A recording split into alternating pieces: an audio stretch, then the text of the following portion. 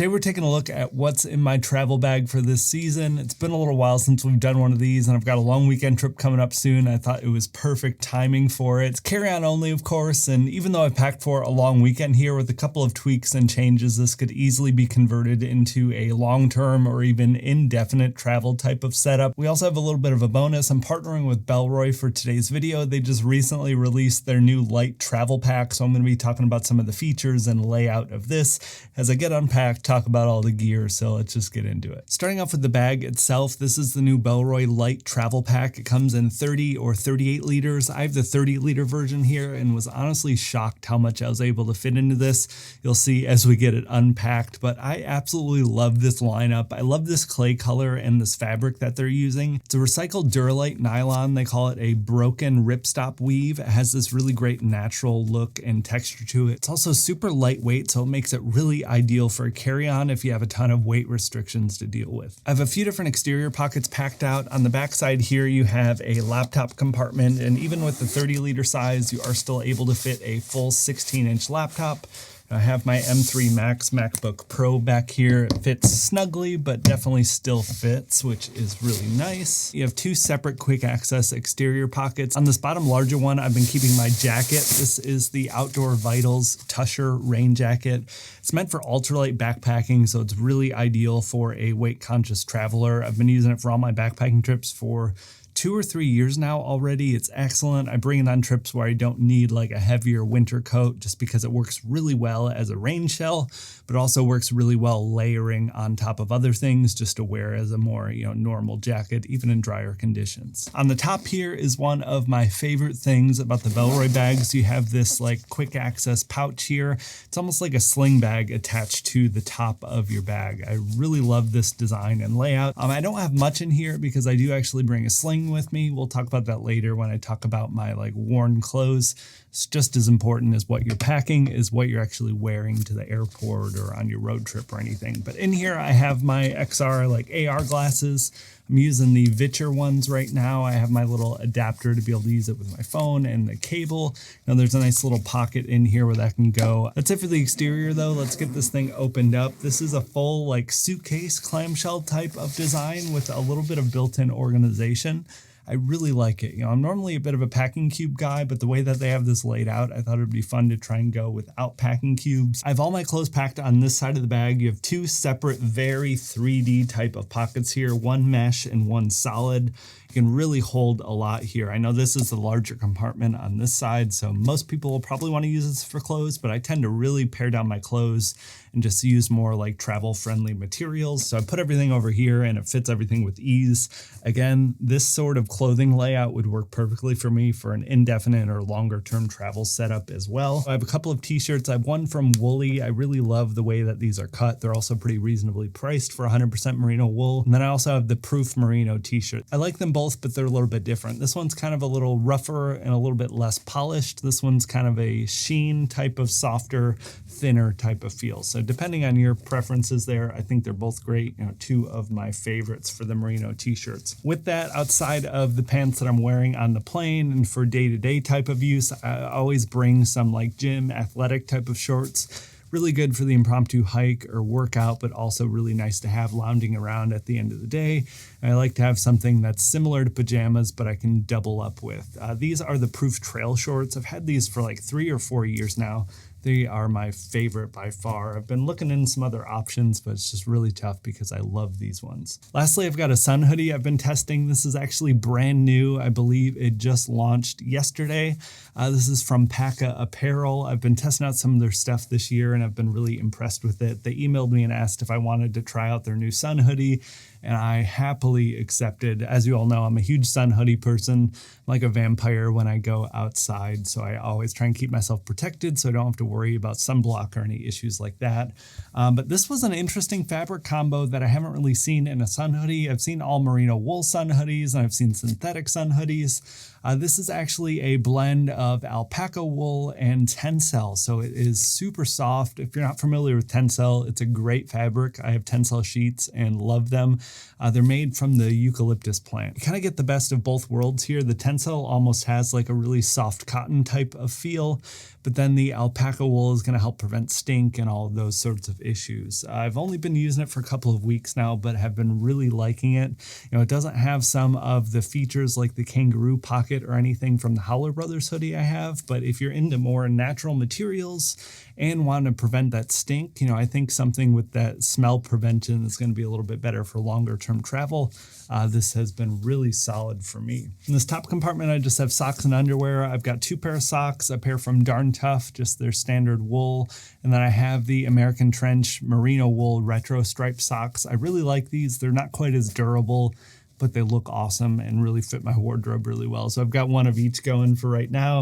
And I've got 2 pair of underwear. These are just the Ex Officio Give and Go 2.0 boxer briefs. These have been my go-to for many, many years. I haven't really found anything that I think is quite as comfortable. They've held up to literally thousands of miles on the trail, all of my trips. I use them every day. They've been great. Moving into the other side where most people would probably keep their clothes, I have all of my tech and coffee gear. This level of tech and coffee gear is completely excessive for most people. I'm definitely aware of that. I was just kind of surprised what I was able to fit in here comfortably. These are things I would normally like to bring, but can't always fit into a smaller bag like this. So I thought it was a good showcase to show the layout and everything here.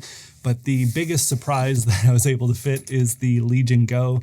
This is the like handheld gaming console from Lenovo. I've had this for a few months now and just love it. I just started playing through Dave the Diver on here. I've been looking for more like handheld friendly PC games I can play, so I've been having a ton of fun with that. I've got the rest of my tech in here. This is the Evergoods Civic Access pouch. I believe it's 2 liters. I just really love the way that this thing is laid out. I feel like the 3D volume in here allows you to fit way more than most other pouches I've tested. I've got my travel router. This is that new one from TP-Link I was talking about the other week that I've been testing. You know, so far it's pretty comparable to the Slate AX from gl.inet. Really great to have a travel router if you haven't tested one before. You all pestered me in the comments for a very long time before I broke down and got one. I'm very happy I did. I've got my original Kindle Paperwhite still going strong. I always love giving updates for that thing. Still working, no real changes or updates there. I've got my Anker Prime battery. This is the slightly smaller one at 20,000 milliamp hours and 200 watts of charging. I was lucky enough to get my hands on both for a sponsored video months ago, and I just absolutely love them. But yeah, this is the smaller of the two, but this battery lineup is just incredible. Ton of power, really compact size, travel friendly with the capacity. This one's well under the TSA limit, especially the smaller size here, but really great overall.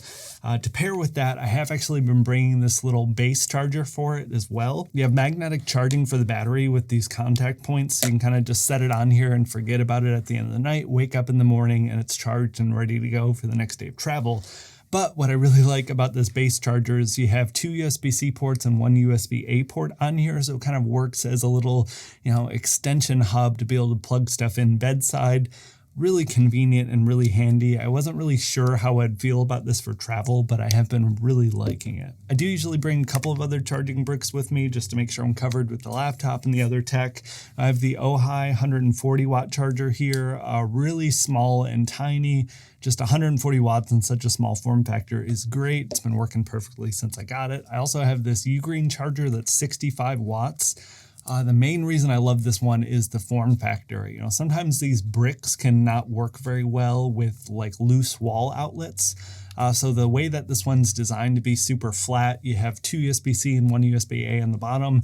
It just works really well if you have any problematic plugs. Got my portable SSD to get my work done. This is the Samsung T9, really great drive. I've had it for years. I've got the charging cable for the battery charging hub thing right here, as well as a few other cables.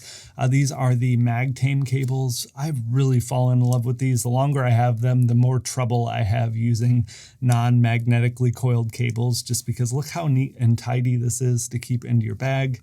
They work just like any other USB-C cables, except they're magnetic and they coil up together. Super convenient and nice.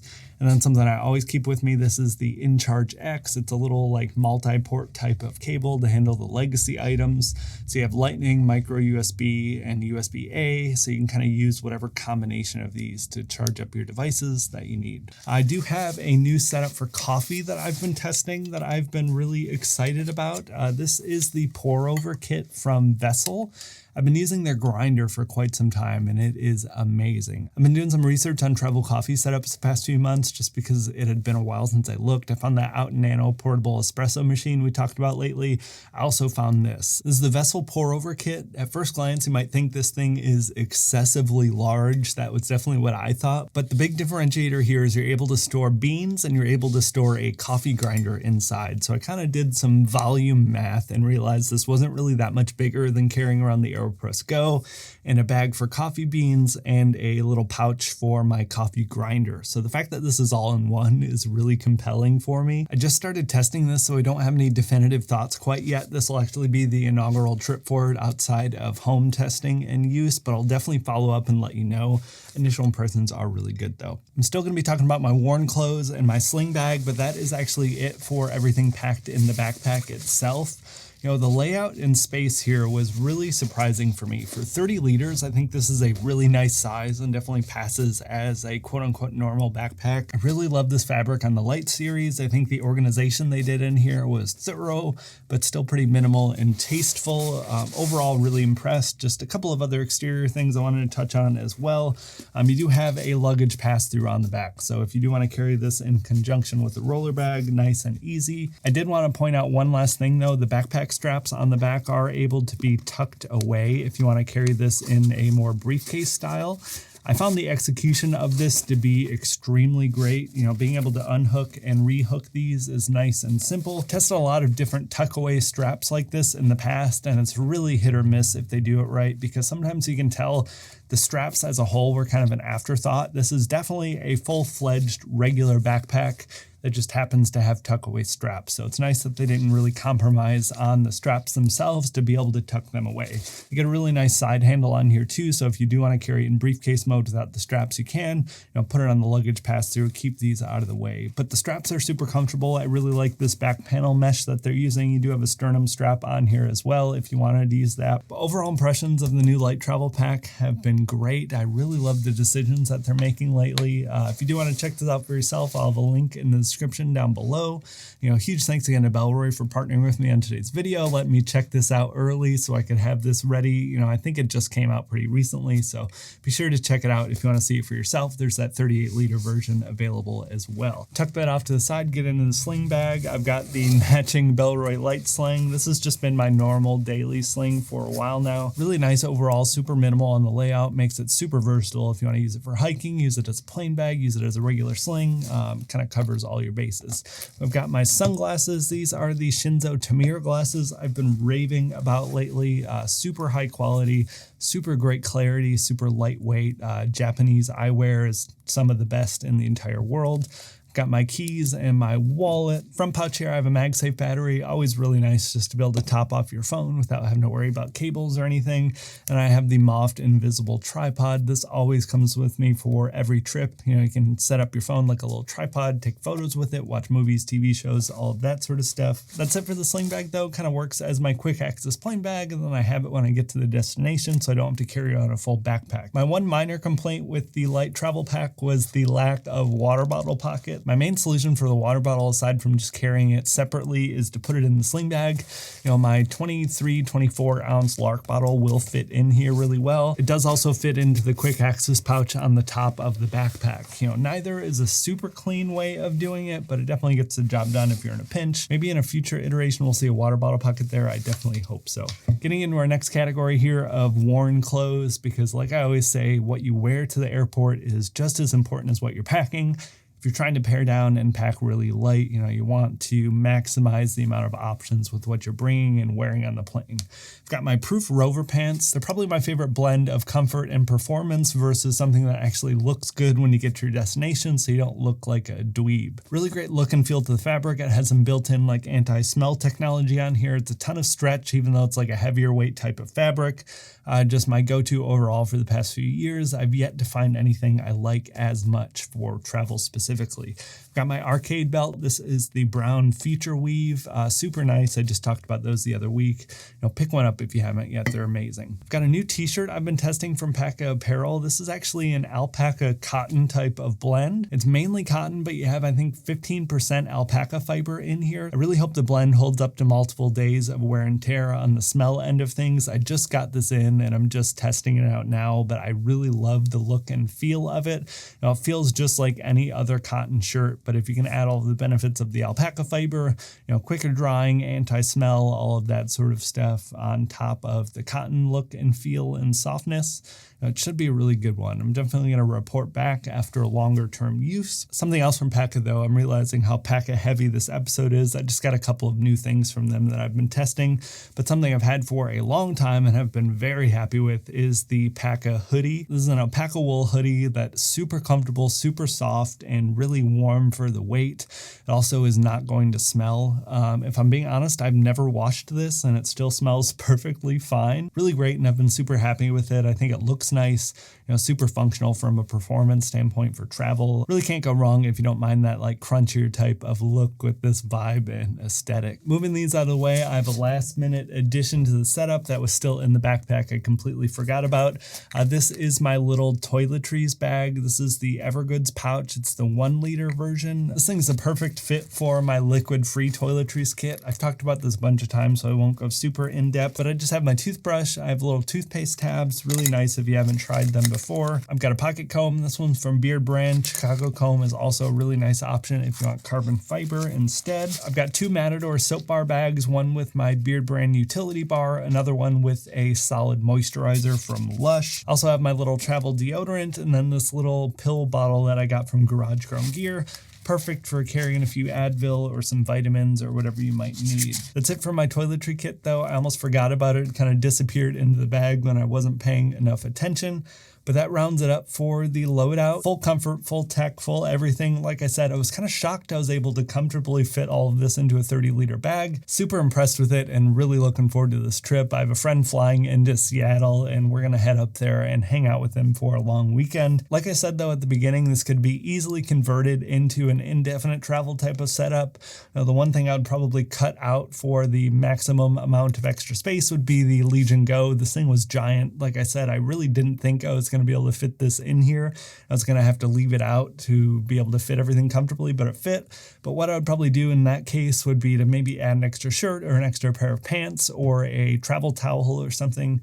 You have plenty of space to work around with this. I could easily travel out of this for a month if I needed to. Thank you all so much for watching though. Hopefully you got some good info out of this. I'd love to hear about your travel setup down in the comments. I also want to know if you have any trips in the works. Let me know down in the comments. I haven't been traveling a ton this year, but I have a few really exciting things that I'm working on and planning right now. So hopefully that all pans out. Definitely keep you guys posted. Thank you so much for watching though, and I'll talk to you in the next one.